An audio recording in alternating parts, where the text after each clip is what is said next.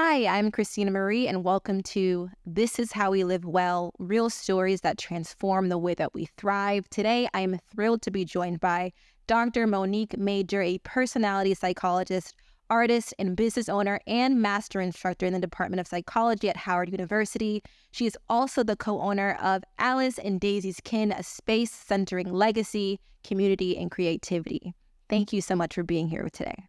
Thank you for having me. Of course. Dr. Monique, I've been so excited for this conversation because your work sits at such a rich and beautiful intersection, personality, psychology, and creative expression. As someone who lives at that intersection, can you tell us how they inform and influence each other?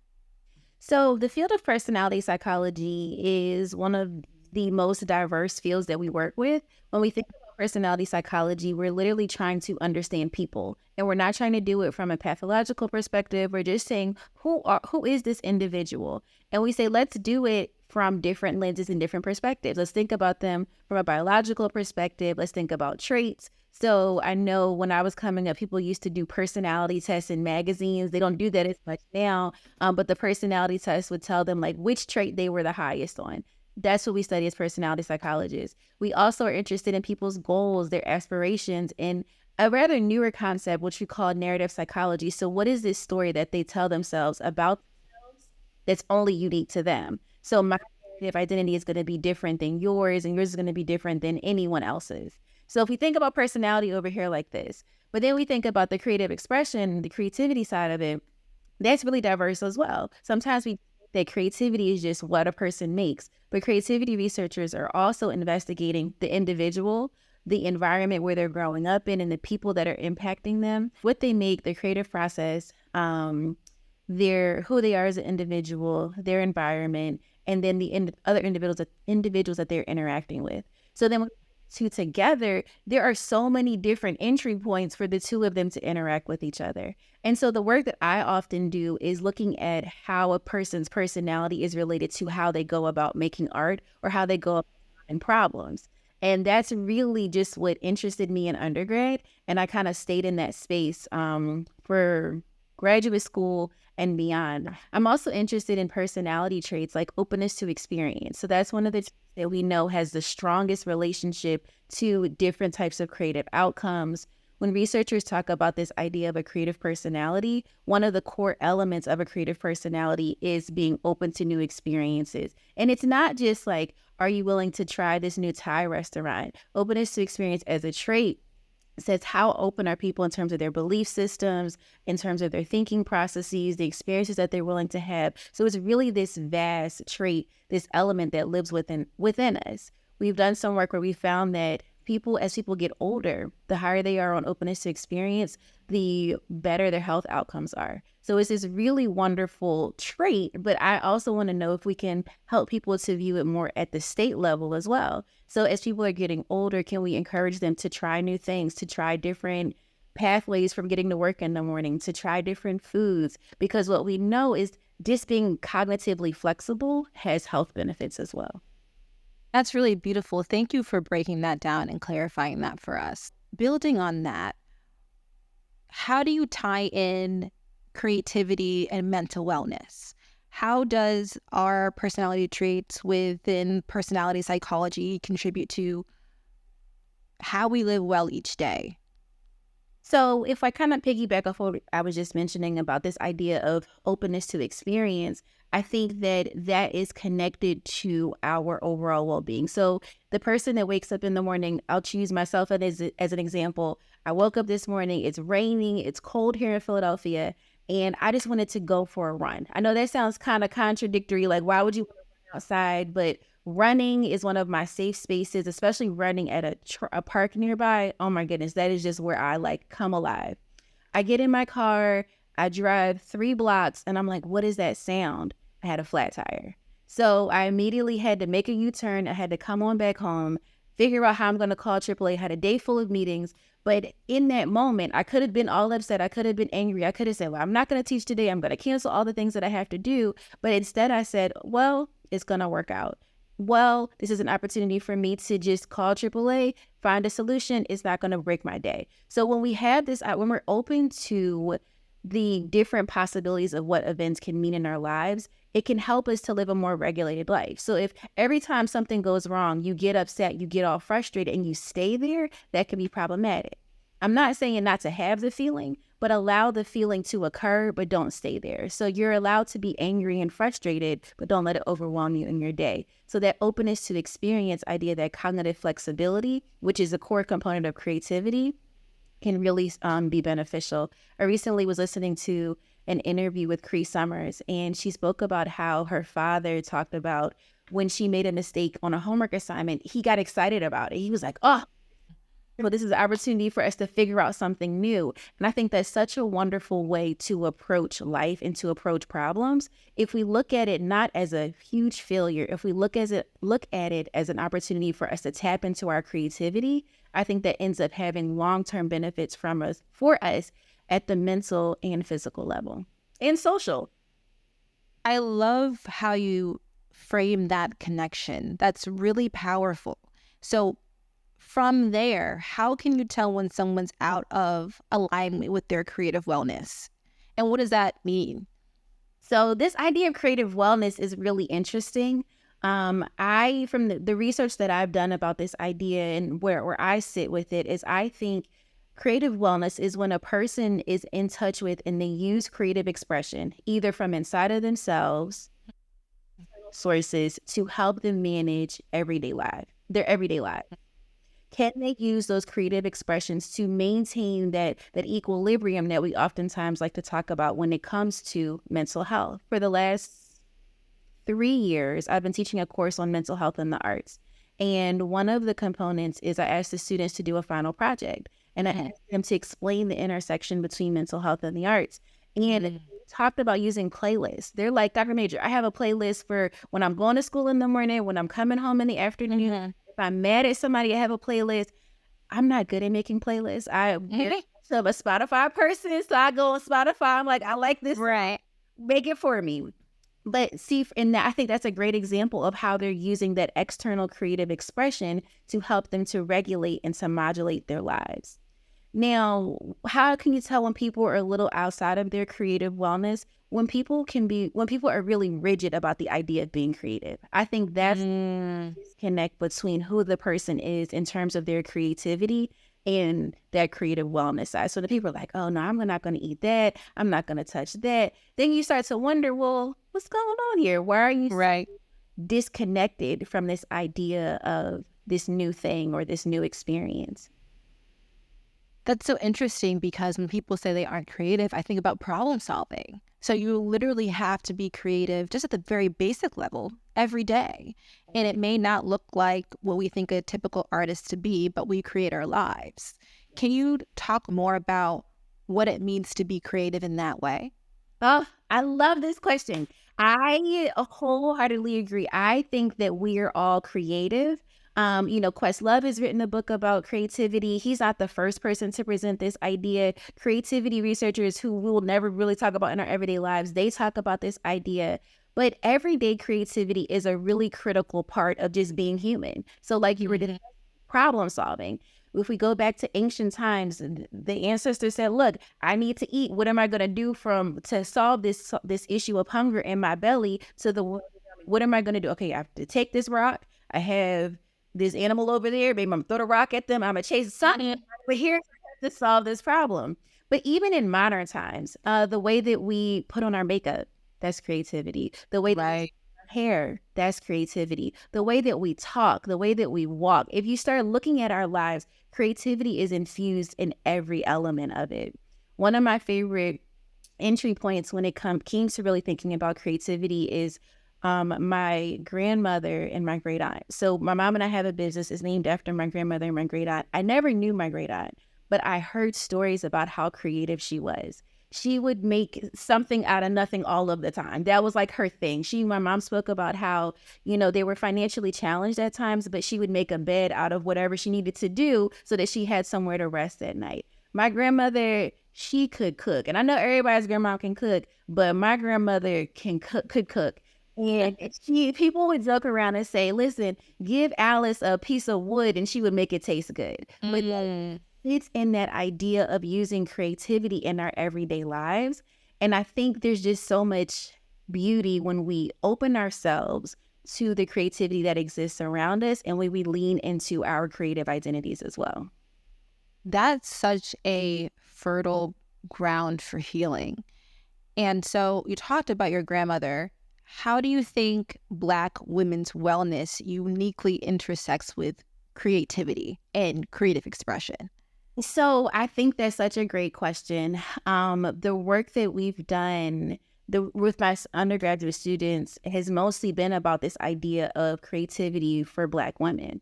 And I think that for Black women, I think everyone is creative, like we just discussed. But I think Mhm. for Black women, our creativity is twofold, right? So on the one hand, oftentimes our creativity was used for the benefit of ourselves and for our community. So when we Mhm. think about quilting circles, yes, it was about getting together to make this functional piece of art, to make this quilt. But at the end of the day, that quilt was going to keep everybody warm at night, right? Mhm. The art form becomes functional.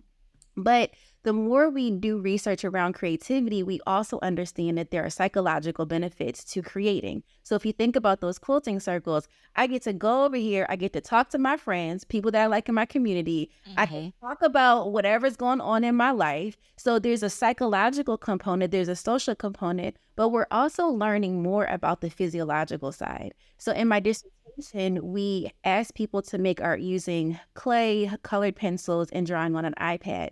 And what we were able to observe for some of the participants, not all of them, we need to do the study again, but when they started drawing on the iPad, or when they started coloring with the color pencil, you can see the difference in their cardiac activity. So from Mhm. rest to engaging in art making.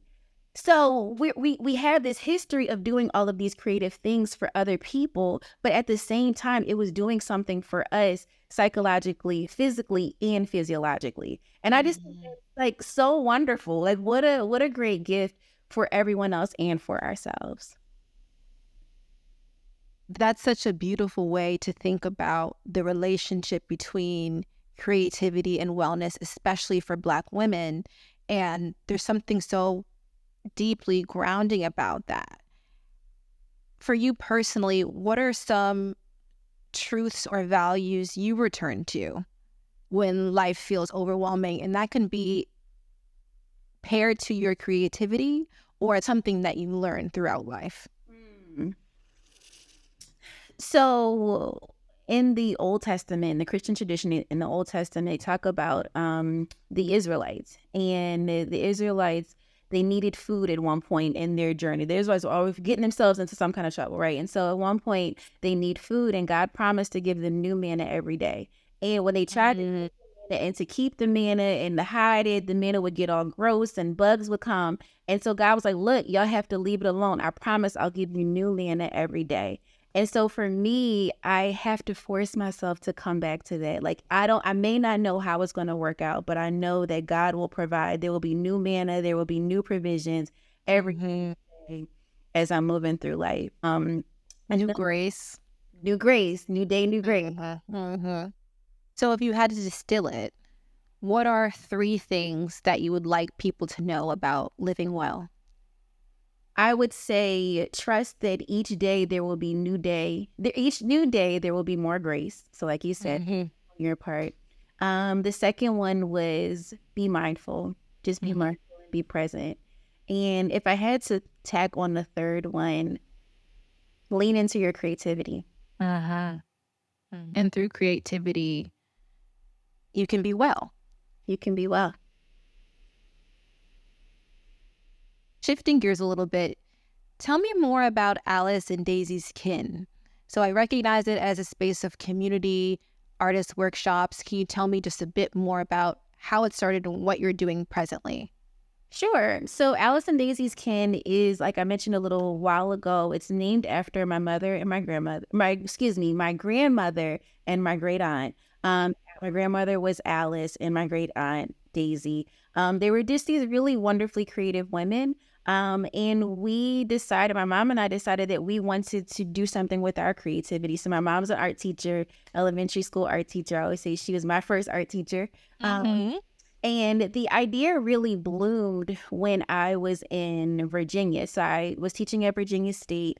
And again, another moment in my life where I was forced to just kind of live a different way.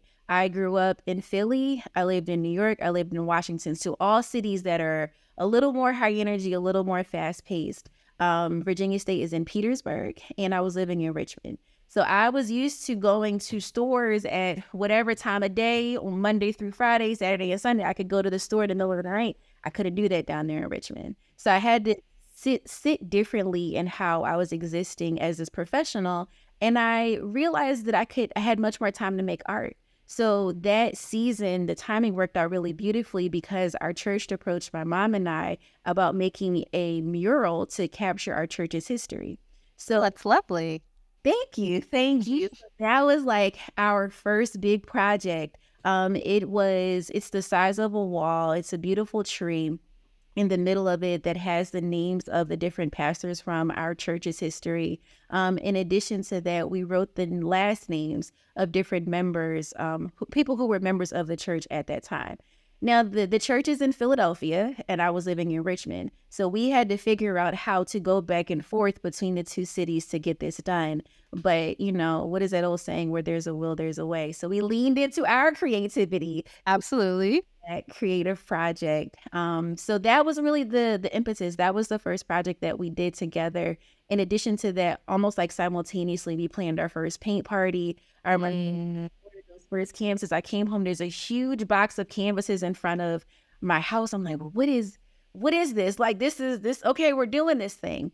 So that was the beginning. And we hosted paint parties virtually. We did them online. We had some folks who were in Texas, even though we were in Philly at the time. We have also hosted outdoor paint parties in connection with Philly Free Streets and another nonprofit up here in Philadelphia called to Serve CDC. A lot of public good. One of our favorite works has been going to West Philadelphia Senior Community Center and doing art classes with them. So it's just really been a wonderful opportunity to use our creativity to help other people express their creativity. At our church, we do these workshops, and actually around in other churches as well. We do these workshops where we look at the intersection of making art as a form of prayer. And it has been so rich. It has been absolutely so rich. Our interim pastor at the time, Gus Roman, it was really his idea. He gave us this creative space to sit with. Can the two overlap? And then when they do overlap, what does that look like? So it's the gift that keeps on giving. I'm so grateful for those spaces. I can only imagine. It's so beautiful to see our community grow and to know that you have a hand in doing really good work. That's Yeah. beautiful. Thank you. I want to move back to your professional journey just for a bit. Have you ever been to APA or an APS conference? And if you have, do you have any advice you can share for first-time attendees? Sure. I went to APS and I loved it. It was a great experience. I will say that if you get overwhelmed by peopling and networking, then just build in breaks in the schedule. So tell yourself, okay, like I'm feeling a little overwhelmed. Maybe I'll go outside and walk around for a little while.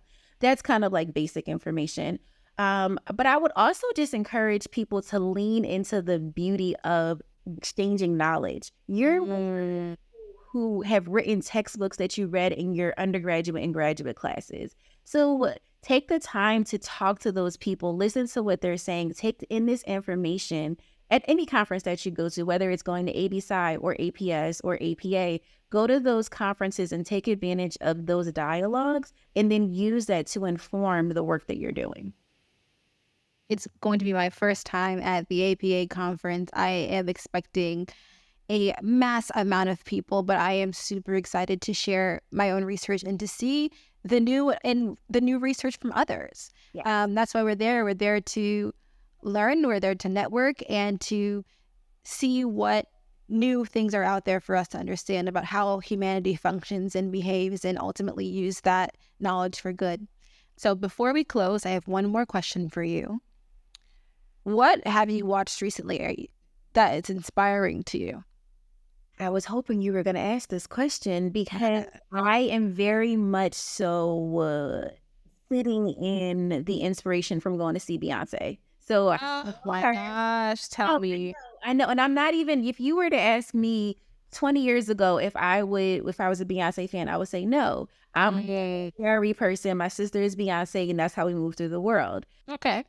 This iteration of her, and the way that she sits in her artistry is really Mhm, inspiring for me. And so I'm mhm, what does that look like for me? What's my iteration of moving through the world the way that she is doing as a creative person? So that's mhm, the thought that I'm kind of sitting with and wrestling with. mhm. What have you come up with? Where have you settled? Whew. I'm still very early in the process. I just saw her on Saturday, so I'm still Yeah, very okay. early in the process. But even thinking about the art center that we want to open, I grew up going to arts camps. I went to Freedom Theater's art camp. I went to Moore College of Arts art camp. And I'm like, no, I need to make sure that Black kids in Philly are having a similar arts experience. And so that's part of it, right? So how can I make sure that people from Nice Town Thai Yoga, who it's an area that's financially struggling, rich with people and rich with experiences, but financially it's a challenging neighborhood. So how can we bring high quality arts experiences to them? Mhm, From the mhm, little kids to the elders, what does that look like for them? Because I don't believe that your zip code should dictate what kind of art experiences that you have. You should be able mm, to have the same high quality art experiences using high quality art materials that people who grew up in Upper Dublin are having as well. And so that's really a space that's always kind of motivated me, but it's really like I feel it on my back now. I'm like, okay, so right, right. what does this look like?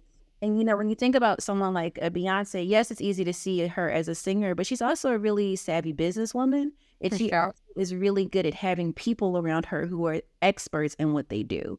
And Right. for me, that means, okay, well, who's around me? I have one of my best friends. We went to elementary, middle school, high school, all the things together, and she's brilliant. So there are a lot of things where I'm like, all right, if I'm doing it, I'm bringing her with me because she's Mhm. going to make sure that we execute, right? So what does it look like to surround yourself with people who are deeply creative, but are also really experts, really good at what they do, and really good at executing what they do? Mhm, mhm, mhm. And it sounds so beautiful because one, we know with Beyonce, the expertise is there. Like you never leave thinking that it was less than um professionally done. But also I want to say, parallel to your work, it's also spirit led. It's a spirit led work. And I can tell by speaking with you that it's very heart centered and you're very passionate about it. And I know that because anytime you bring in family, anytime that you're inspired by women in your lineage, I would say, there's part of the work that has already been done and they're kind of passing the torch to you. And so you know that you cannot take that lightly. And it's so evident in your work and the way that you speak. And again, I'm really so grateful that you're here. Thank you so much. That means Yeah. so much to me. Yes, of course, of course. Thank you. Thank you. Okay. Well, Dr. Major, thank you so much for your wisdom and your heart today. I am grateful for your insights. Y'all, please visit Monique Major, PhD on Instagram to stay up to date with Dr. Major and hear all the beautiful things that she's doing here, Washington, D.C., Philadelphia, and the world. And again, this is how we live well. I'm Christina Marie.